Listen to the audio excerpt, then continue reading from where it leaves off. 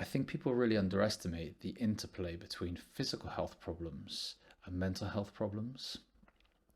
Like those two things, they're tied up really, really tight.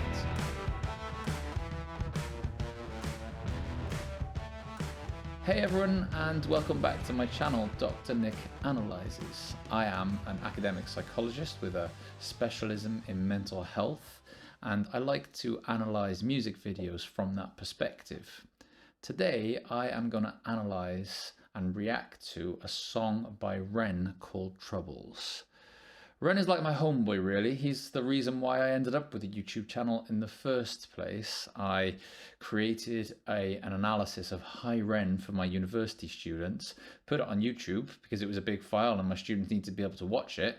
And then all of a sudden, it got 20,000 views, and the next thing I knew, I had a YouTube channel. And so anytime I come and watch Ren do his thing, I'm super excited because he's super smart and super talented and super meaningful in the things that he does. And so yeah, this is it, Troubles by Ren. I hope you like what I go for.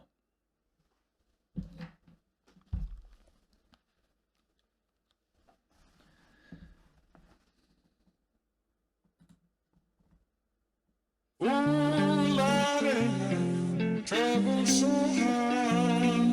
Ooh, Lordy, trouble so hard.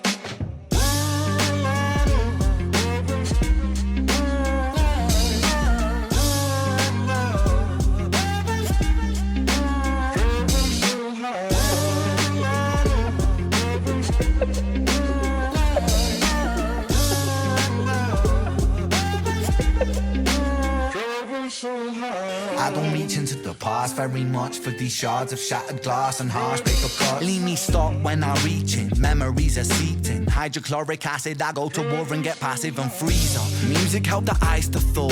Put the chisel in the middle, swing the hammer of Thor. Pull it out of the impossible, Excalibur sword. Etching notepads full of reasons why my feelings are sore. The first day that I got sick, ejected from the cockpit of living. 19, young teen, waking up bitten.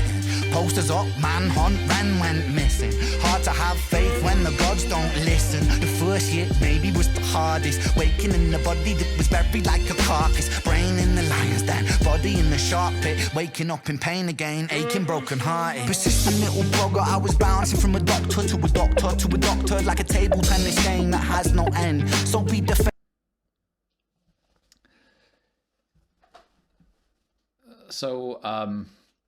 When I first watched High Ren, it reaches the end of High Ren, doesn't it? And he puts down the guitar and he stands up and the camera zooms in on his face and he talks about some of his history and his history of being diagnosed with autoimmune problems, physical illnesses. And so this song is obviously a song that is looking back at his experiences, I guess looking back at his troubles. And it gives you an insight, doesn't it, into like into his reality at the time. And he was saying that the first year was the hardest. And he was talking about the different physical issues that he would have had around that time. And I think the reason why I stopped the video at this point is because I think people really underestimate the interplay between physical health problems and mental health problems. Like those two things, they're tied up really, really tight. If you're walking around in a body that feels broken in some way, you can't expect that to not find its way into your mind at some point, into your thoughts and your feelings. Like I see it with my dad. So my dad has had like 5 knee replacements and his hips been fused together. He's got arthritis in various places. And like if you were to meet my dad sometimes, you would describe him as a bit grumpy. And like over the years, well, especially when I was younger, I would see that grumpiness without seeing the context that led to the grumpiness. You know, the fact that he was in physical pain for most of the time would have played some part in him being grumpy. And like, you know, my dad isn't here to answer this for himself right now, but like my guess would be that he had a fair amount of suffering over the years, and you could put labels on it. You can call it depression, you know, you can call it social anxiety, you can call it like lots of different things. But the bottom line is that what started all of my dad's psychological suffering was physical suffering. It was physical health problems. And so this thing that like Ren has gone through, is so cool, isn't he? In that like a lot of his stuff is concerned with mental health. And of course he's had loss. His friend Joe, he lost. His friend Mackay, I've got a reaction video to the Mackay song, which was beautiful. You know, he's experienced loss that might lead him to layers and to depth that make him great for songs that are concerned with like the human condition in mental health, psychological issues and stuff. But he's also got this other side to his experience, which is these physical health problems, which of course are going to do something to his mind. They're going to make some sort of difference. Like if you're walking around in pain all day, if you're walking around doubting your own body, then like what sort of life can you really live? You know, what sort of things are you able to do? And I know I'm ranting now, right? But it's my channel, right? So I can do what I want. When you get physical health problems, that stops you from being able to do stuff. And I research a clinical therapy called ACT. And the main gist of ACT is you want to get what's called behavioral variability. You want to go into the world and try lots of different things and retain the things that work for you, and don't keep doing the things that don't work for you. When you've got physical health problems, you can't do so much. So you can't get a lot of behavioral variability. You can't try lots of things out in the world. So your life just becomes smaller and smaller and smaller and smaller. And as our lives become smaller and smaller and smaller and smaller, our access to meaningful activities just gets smaller and smaller and smaller. So it's happened with my dad. As his physical health problems got worse, the more stuff that he was able to do, it became less. He couldn't go and play tennis with his friends. He couldn't have a game of golf. He couldn't walk to the pub to see his friends. He couldn't sort of like get to work properly or drive for long periods. So like there's lots of parts of his life that got smaller as a result of his physical health problems that then would have had a double effect on his mental health in addition to the amount of pain that he was in. And so what I love about Ren is he gives us an insight into that. It's easy enough for me to stand here and say, you know, physical health problems impact mental health, but he shows you that. He shows you like the way that they're intertwined. Right. What I can't pick up right now is the context of the video. Like, so he seems to be in snow and he seems to be by a train. Now, what I don't know is why that location has been chosen. I'm hoping Byron's watching this thinking, I know why that location is chosen. I can't figure out why the location is chosen. It could just be that he was in Canada for treatment and he just thought, right, we've got to shoot it somewhere. But Ren doesn't do stuff like that usually. Usually there's a good reason. Right, let's press play. Of Ren, every single question answered with a question on the end. The second year I came to terms with giving up my dreams. Mine was severed from the means to help me write these rhyme schemes. Brain was inflamed, the fatigue was crushing. Hard to remain sane with your brain combusting. And the third year was murder, living in a purgatory full of worry. Wouldn't live to be 30. Lifestyle hurt me, always in my bedroom. Rearranged the alphabet and all the letters spelled doom. Light hurt my eyes, popping pills to survive. He said I was always in my bed tomb, right? He was confined to living a life that was small, Think about what that can do to the human psyche. And that's without like the pain and the pills and the tiredness and sort of like just how awful he would have felt in this time. When you're 23 and mentally you steadily decline. 24 I was poor, disability benefits. What's the benefit of disability? It's irrelevant. 25 and the scars that were etched, they crack. Elastic bands only stretch so far and then snap. Deep in psychosis, hallucinations, troubled vision. Visits from the underworld were conjuring my superstition. 25 living back at home with my mum, but not because I'm a bum, alone and physically done. So thin, so frail, so weak I'd become.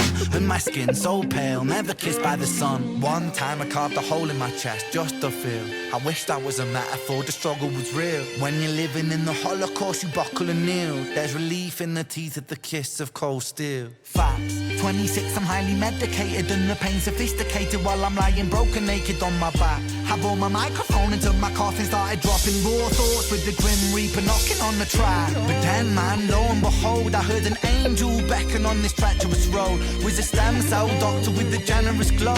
In the cell transplant pulled me out of the cold. And my skin got younger and my body got stronger. And my stomach felt hunger for a door that was closed. And my soul heard music for the first time. Beauty was a word I'd use for this gift of gold. Oh Lord, I forgive you. Lord, I... Oh, it's interesting, isn't it, what he's done there?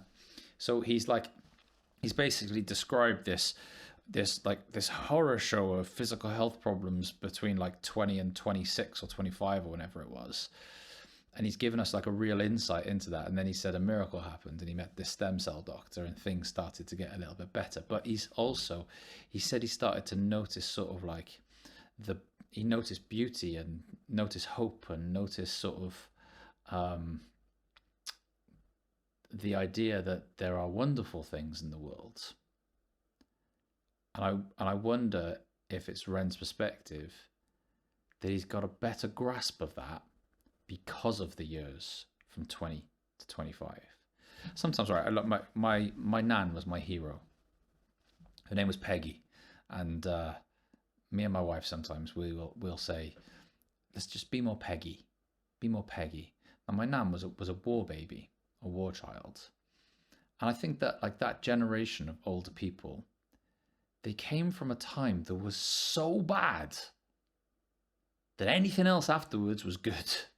You know, and so I think that sometimes like there's a double-edged there's two sides to this coin, right? Which is, on the one hand, this suffering sounded absolutely awful, and on the other hand, it gave Ren a new perspective and a new appreciation of life and health and those sort of things. And to be honest with you, it also led to him to be able to do music in the way that he does music, like that raw and that authenticity, that like the soul and the character of his music comes from his suffering.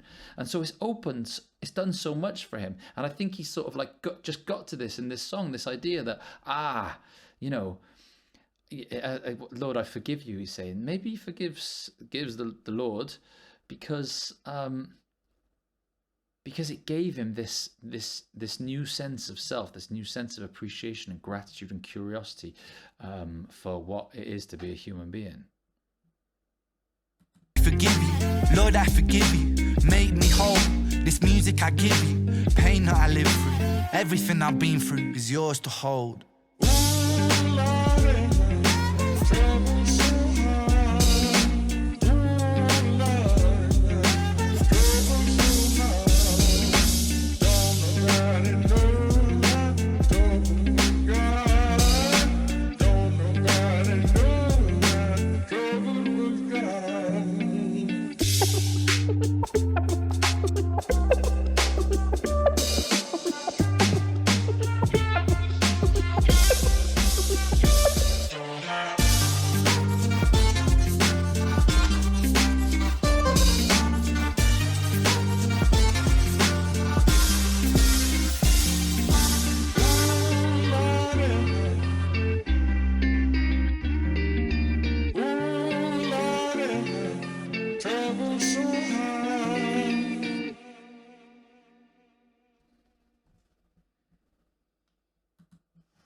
Great stuff. That's typical of Ren, that last bit, isn't it? Is to use his suffering to make a difference. You look at High Ren, you look at the lyrics of High Ren, and sort of like he articulates the complexity of what's going on in his mind so much, and he talks about sort of the almost like the narcissistic drive sometimes that people that are singers or musicians have, like the need for fame, the need for sort of like acknowledgement and accolade and those sort of things. And he's totally open about the fact that is there. It's there going on for him. I don't think that's what's only going on for him, though. I think what's also going on for him is that he sees now that he's in a position where he can have influence and where he can make lives better for the people that are out there. And so, like, Ren now has got, 1.5 million followers or something. On his videos, there'll be thousands and thousands of comments. Can't get back to them all, which I bet hurts him, right? Because I think he seeks and appreciates connection. And I don't think he thinks human beings are worthy based on their success. I don't think he thinks I need to go and be friends with Beyonce because Beyonce is a worthy human being. I think he's thinking we're all worthy human beings, even those of us that are more broken than others. And so I think he probably wants to connect with everybody. And I think that he would be making music like this even if he didn't have the fame and the accolades that he's getting at the moment.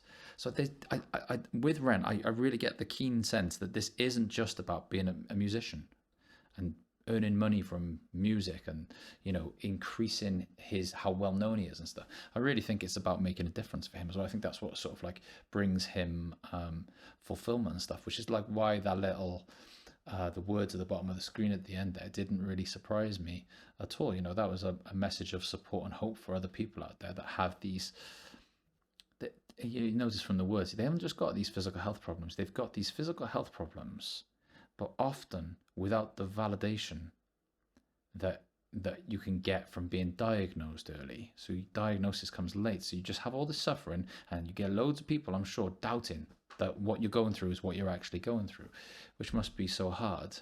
What I really liked about the song and that last bit was he didn't draw on his own character as the reason for him coming out of the troubles.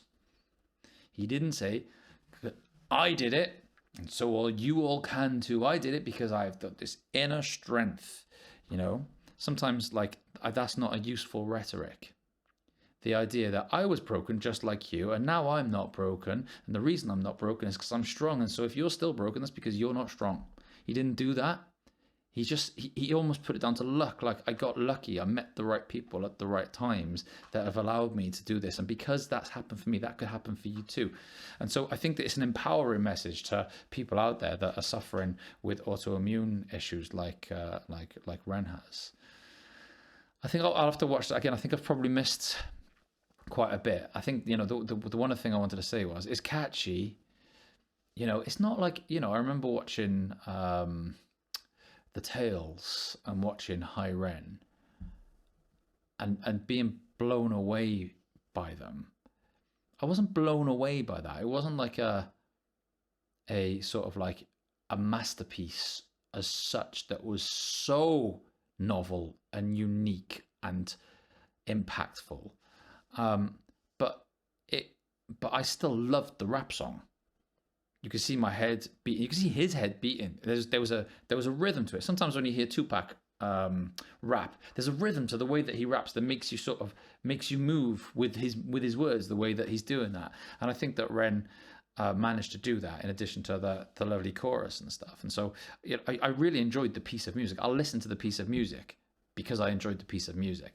But of course, that music isn't about the music, really, is it? It's about the message behind the music and the story that he's telling about making it through, about having all of this suffering, about what reality was like during that time, and about sort of like how that suffering can really, it can dissipate, but it also, it's in you.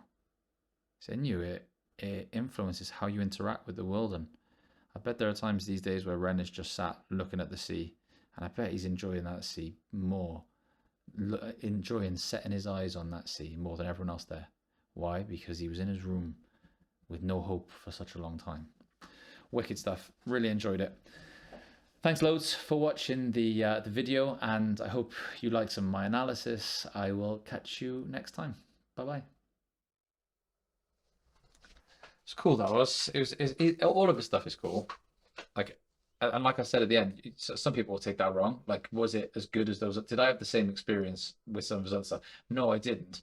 Was it still really cool? Yeah, it was still really cool. And here he is, sort of like creating this catchy rap about meaningful stuff. Like, he's super talented, and I think he really cares. He's really like trying to go about music in a way that's different from the norm, in a way that's more connected to people, you know, not just like so-and-so's on the stage and they are, you know, like a superstars. It's almost like, remember, my dad always tells me about footballers of the 1980s or 70s.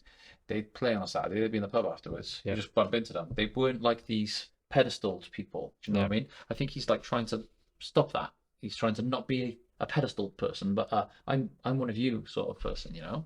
You could definitely see that in the way that the videos are shot and the choice of locations and everything that he does.